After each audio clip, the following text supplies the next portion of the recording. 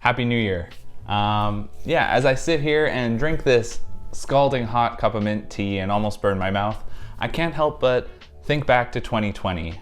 It is January 1st today as I'm recording this, and one of the weirdest and strangest years has just gone by in our lives. And when I think back to it, I can't help but feel like there are times in our lives when life seems to be moving at a lightning pace. We kind of wake up all of a sudden and we wonder, where did all of our time go? 2020 was like that for probably a lot of us. My realization about this just made me think back to my 20s in general. At the end of this year, I turned 28. So as I inch closer towards 30, which is apparently some scary age for everybody, the closer I get to it, the less afraid I am actually of turning 30. I know back when I was 20, I was terrified of it.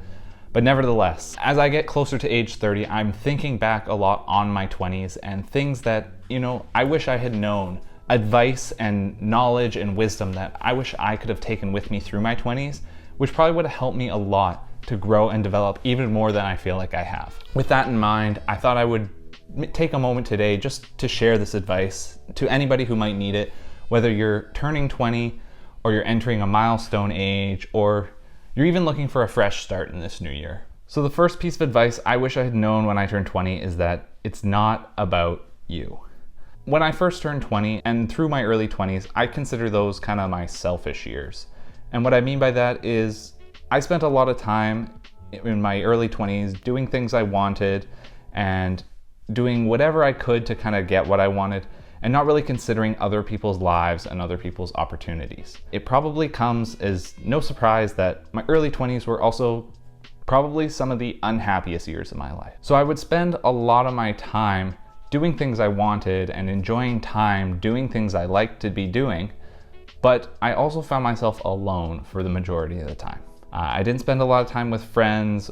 My limited time with family was that. It was very limited. There was not a lot of interpersonal relationships happening during this time of my life. I was doing a lot of things that I thought were making me happy, but in reality, I probably wasn't as happy as I could have been. And I came to this realization right around my 23rd and 24th year of my life. And this is when I met my then girlfriend, now fiance, Katie. In this relationship, I learned throughout it and I grew throughout it. And what I picked up along the way was that doing things you want to do is great in life. We should all strive to do things we want to do. But honestly, it's quite meaningless if we don't have people to share those moments with. And the more time and the more moments I shared with Katie and with our families, I grew to understand that time spent with others is really where the most meaningful connections and the most meaningful memories are made. Sure, my early 20s, I got to watch a lot of movies. I got to go to a lot of movies I want to go to because that's something I love to do. But I was doing it all alone for the most part. I wasn't really making a lot of friends. I wasn't really meeting a lot of people.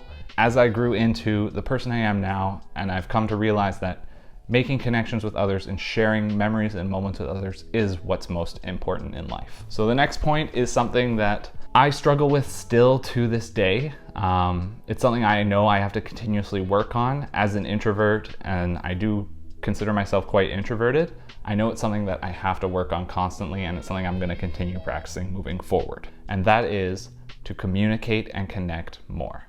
And a lot of this advice stems in the premise of opening up oneself to another person and being open and sharing. Throughout my younger years in my 20s, I had a lot of trouble kind of opening up and sharing my own experience and my own feelings with other people. And as a result, a lot of my connections and a lot of my relationships with others were very surface level. They weren't very deep and meaningful. I didn't really meet a lot of new people like I mentioned earlier. So it was really my own very tight-knit and closed bubble.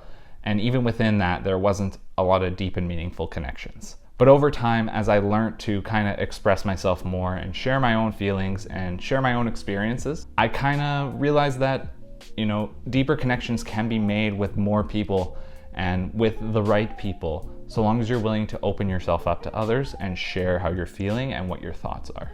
If I could give really just solid advice to anyone out there right now, it's that you can't be afraid to share how you're feeling and your thoughts and feelings, because it's really what's going to get you to the next level when it comes to connecting with other people.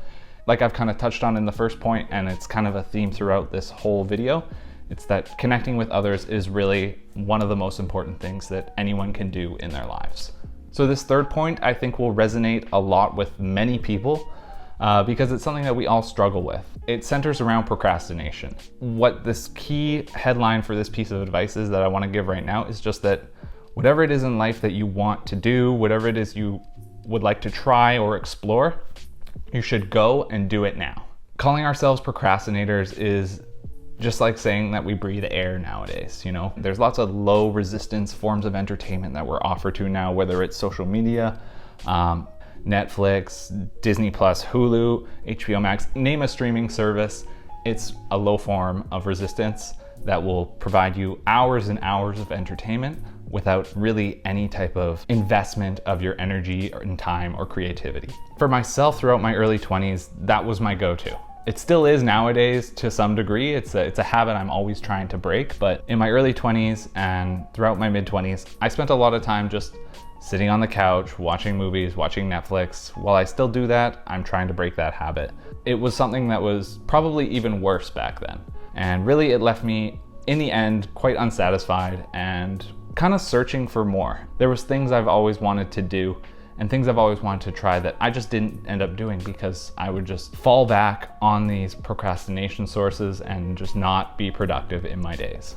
I think the reason why I would fall back on these sources of procrastination is partially perfectionism and partially a fear of failure. I'll start with a fear of failure because it's quite common among all of us, and I still hold it to this day. When we start anything new and we're not very good at it, we're always very afraid of what people might say and how they might judge us. And while that's very true, people will say things and will judge us, the only opinion that we really should be caring about is our own. We should only be comparing ourselves to how good we were yesterday and whether we're making noticeable improvements or not. Fear of failure has been a common theme for me, as well as perfectionism. Much like when you start anything new, you can see other people and other experiences people have had doing something, and you see how good and how skilled they are at it.